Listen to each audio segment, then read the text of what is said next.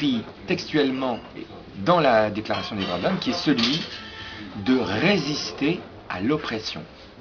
C'est-à-dire que les rédacteurs de la Déclaration des droits de l'homme considéraient... Ça on le sait, mais on n'est pas dans l'oppression. Non, Si on le sait, on le sait. Si on le Il y a savait, une majorité de gens qui le savent. non, si on le savait, on ne foutrait pas José Bové en tôle.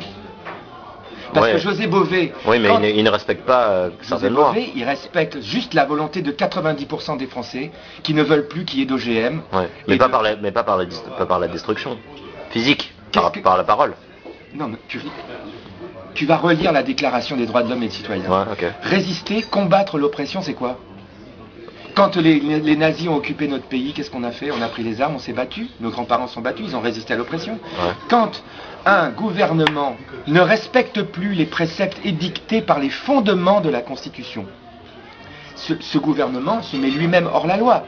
Il devient oppresseur. Et s'il ne veut plus écouter la volonté du peuple lorsqu'elle s'exprime, alors le peuple a le devoir et le droit de le renverser.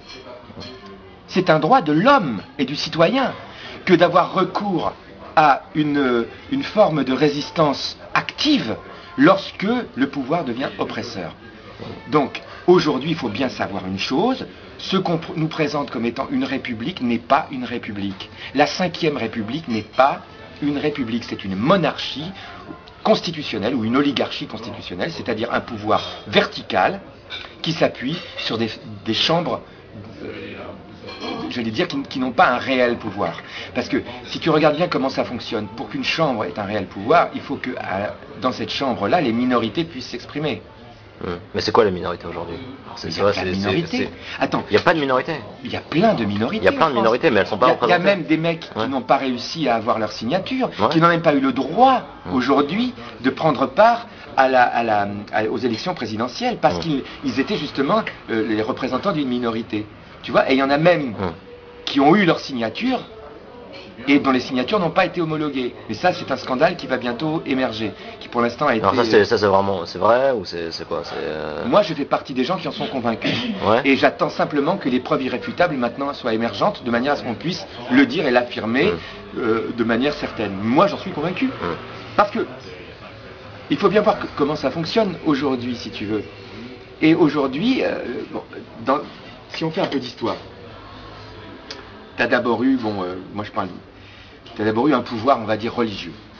C'est-à-dire que dans tous les Moyen-Âge de l'histoire de l'humanité, il y a eu un pouvoir qui s'est construit autour de l'idée de Dieu, parce qu'il fallait que les hommes craignent quelque chose, et c'est plus facile de craindre quelque chose qu'on ne voit pas que de craindre quelque chose qu'on voit. Ok? Bon, ça a pas mal fonctionné, ça a quand même tenu la société, ça l'a empêché de dérailler. Attends une seconde, hein. Attends, je vais raccrocher. Allô? Allô? Oui, je suis en interview. Hein? Vous me rappelez un peu plus tard? Merci. Alors donc, ce que tu disais. Donc, d'abord, il y a eu ce pouvoir. Bon, ça quand même un peu, ça contrôlait quand même les hommes, ça empêchait un petit peu. Ensuite, on a eu la séparation. Après, quand il y a eu, quand ce pouvoir finalement est allé trop loin, hein, est devenu. Tu sais, il y a une phrase de Clément Marot que j'aime beaucoup, il faut savoir jusqu'où on peut aller trop loin. Il y a un moment où tous les pouvoirs ne savent plus jusqu'où ils peuvent aller trop loin.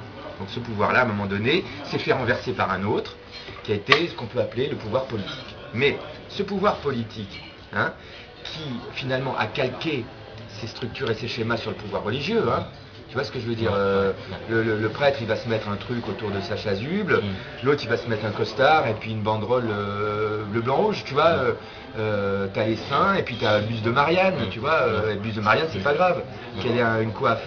Par contre, Rachida, c'est grave qu'elle ait un tchador, bon, peu importe. Cela dit, je suis pas pour le port du voile, hein, mais je suis pour la liberté des gens de décider eux-mêmes qu'est-ce qu'ils veulent avoir comme vie pour eux et pour leurs enfants, tu vois, parce que... Mais bon, on est dans un pays laïque et... Mais c'est quoi le laïque si c'est pas une religion profane qu'on veut imposer et se substituer aux autres? Si la laïcité c'était le droit d'être comme on a envie d'être, dans le respect du voisin, mais c'est pas ça. La laïcité c'est porter un uniforme. Hein? C'est un autre uniforme que l'uniforme religieux, un uniforme profane. Donc moi, je suis effectivement pour la laïcité, mais la laïcité démocratique. pas la laïcité qui serait une forme de religion imposée, de la religion profane imposée par un gouvernement. Attention à ça, hein. Ouais. Attention à ça, parce que ça devient facilement une secte, la laïcité aussi. Hein, comme toutes les formes de dévotion à un système. Que tu aies une dévotion pour un dieu ou une dévotion pour un système, c'est trop la dévotion. C'est trop. C'est trop. On n'a pas. Personne n'est au-dessus de personne. Aucun homme politique est au-dessus de toi, de moi, de qui que ce soit. Aucun curé n'est au-dessus de qui que ce soit. Aucun imam n'est au-dessus de. Personne n'est au-dessus de personne. Ok ? Et personne ne peut parler au nom de Dieu. D'accord ? Personne. Pour deux raisons. Soit parce que peut-être Dieu n'existe pas, et à ce moment-là, on n'a pas à parler au nom de quelqu'un qui n'existe pas. Et si Dieu existe, il n'y a que lui qui peut parler pour lui, ou elle. Parce que moi, je pense que Dieu est une femme. Ah bon? Oui, parce que c'est les cathares qui disaient ça. Okay. Les cathares disaient, quand on disait la mère de Dieu, si Dieu a une mère, c'est elle qui est Dieu. Tu vois? Bon, enfin, peu importe. Cela dit. Bon, ta démarche. Cela dit, aujourd'hui, on est dans un système politique clientéliste, dans lequel... Ah oui, alors, je termine mon truc d'histoire. Vas-y. Tu m'as fait dévier. Ouais. Donc, il y a eu le pouvoir religieux, le pouvoir politique, mais le pouvoir politique, comme le pouvoir religieux, il a édicté sa morale. Aussi stupide que l'autre, parce que toute forme de morale édictée en principe est stupide, parce qu'elle part du principe que l'homme n'est pas suffisamment intelligent pour se gouverner sans apport à des axiomes, etc., et à une morale. Moi, je crois en l'homme, ok, et je pense, à l'instar de Jean-Jacques Rousseau, que c'est les systèmes politiques qui rendent les hommes stupides, et que pour l'instant, le seul système politique qu'on n'a jamais utilisé sur la planète, c'est l'absence de système. Le jour où on aura utilisé ce système, s'il ne marche pas... C'est de l'anarchie. Ça s'appelle l'anarchie. Mais ça marche pas. Ça n'a jamais été utilisé, l'anarchie. Si. Non, jamais. Pendant les révolutions. Non, jamais. Jamais l'anarchie n'a été érigée en système admis par tous pour régir les relations entre les hommes. Jamais. Ça a toujours été présenté et diabolisé comme étant ce qui plongerait le monde dans le chaos, puisque tout d'un coup, les hommes ne seraient plus gouvernés. Ok ? Ouais. Toute l'histoire de l'homme, il a été gouverné. Ok ? Est-ce que ça l'a rendu plus intelligent ? Non. Parce qu'il va quand même bien falloir, à un moment donné, qu'on accepte l'idée que le progrès n'est pas forcément une évolution. Tu comprends ce que je veux dire ? Parce que il ne faut pas confondre progrès et évolution. Il y a des progrès qui sont des involutions. Lorsque le progrès arrive tout simplement à conduire à la destruction de l'environnement, ça n'est pas une évolution, c'est une involution. Et ça va bien falloir un jour qu'on l'admette. Le progrès pour le progrès n'est pas un progrès, mais une involution. Enfin, c'est un progrès qui est une involution. Okay ? Quand tu inventes un moyen de tuer 350 000 personnes en 10 secondes, c'est un progrès technologique, certes, mais est-ce que c'est une évolution ? Non, c'est une involution. Ça, c'est un grand débat. Non, c'est pas un grand débat, c'est clair et net. C'est clair et net. Ouais.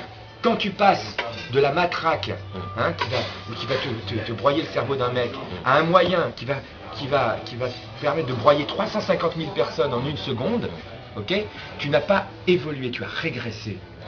C'est-à-dire que c'est ta barbarie qui connaît un progrès, pas ton intelligence humaine.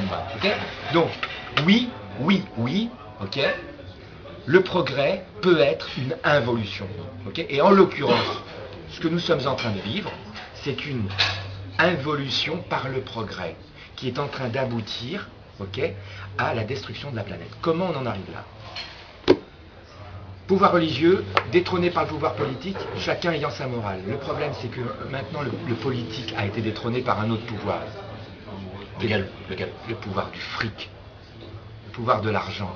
Et cette société du fric, cette société globaliste et mondialiste, ok, elle a pris le pouvoir comme les autres. Jusque-là, rien à dire. Mais elle n'a pas édicté le bouquin de morale qui va avec, la morale qui va avec. En attendant ce jour béni où les hommes n'auront plus besoin de système pour être gouvernés, et où l'anarchie régnera enfin comme seul territoire où les hommes viendront se rencontrer et poser des liens entre eux. En attendant ce jour, si on doit arriver aujourd'hui dans la mondialisation, et je vois pas comment on peut l'arrêter. On y est aujourd'hui. On est en plein dedans. Donc les gens, les altermondialistes, les gens qui pensent qu'on peut arrêter la mondialisation, à mon avis, ils ont tort. On ne peut pas l'arrêter. Il y a des choses qu'on ne peut pas arrêter. Mais à un moment donné, tu sais, il faut être un petit peu oriental, il faut accompagner la force de l'adversaire. Ouais, je suis d'accord. Tu comprends ce que je veux dire ? Cette mondialisation, il faut l'accompagner. Il faut l'accompagner par la morale. Parce que on peut aussi bien moraliser la mondialisation qu'on a pu moraliser le pouvoir religieux et qu'on a pu moraliser le pouvoir politique. C'est juste qu'il faut juste le faire. Et que c'est parce qu'on ne le fait pas qu'aujourd'hui, on connaît cette déviance du progrès qui va pousser le monde à sa perte. Tu comprends ce que je veux dire ? Il faut moraliser l'économie de marché. Il faut moraliser le grand mouvement.